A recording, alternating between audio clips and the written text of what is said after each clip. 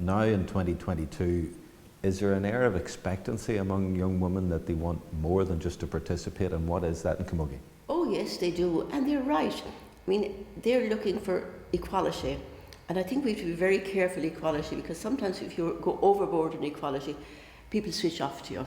You've got to be diplomatic and strong at the same time, get your message across.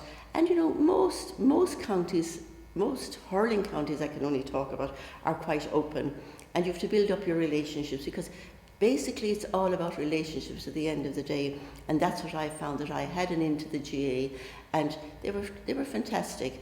And even if they said no to me the first time, I'd pretend I didn't notice and I'd go back again. And as I say, I'd speak very highly of them. But the young women of today, they deserve more as well. Like in our day, you didn't ever think about expenses. It just wasn't a factor. Nobody had money.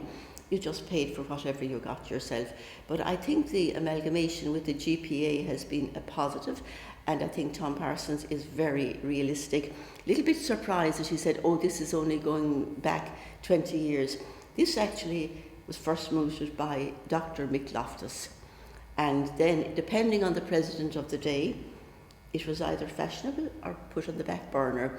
Joe McDonough probably was the next who was really fantastic. And he had such charisma as well, of course, that you know people came with him. Then we had a couple of presidents who weren't pro-camogie, and they dismantled the agreement between the senior camogie player and the under-21, which was very disappointing. And also we had offices in Croke Park, as had the ladies' football, and we were evicted there, which, you know, was disappointing, but we promised that we'll get back there. So you're positive about the future, that these sort of things can happen and it's going to be bright? Yeah, I think amalgamation has to take part, but I think it's going to take a huge mindset on the part of all three organisations. Attitudes have to change. My attitude has changed over the years.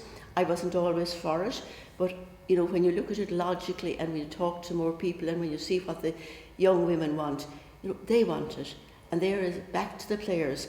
But there will have to be a huge mindset, and there'll have to be very, very, wise people sitting down, because the devil will be in the detail, as they say. But I'm positive.